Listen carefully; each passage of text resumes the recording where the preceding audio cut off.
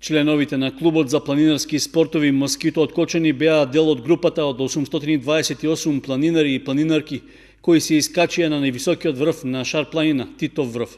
На 36-тиот традиционален планинарски марш учествуваат 37 планинарски друштва од 4 земји, а нашиот клуб го представуваа 5 планинари.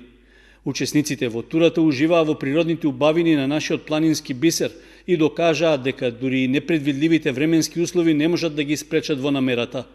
Придружувани од магла и снег, за околу 4 часа повеќето учесници поминаа 14 километри во еден правец и се најдоа на надморска височина од 2748 метри, каде направија заеднички фотографии пред планинарската кула на Титов врв.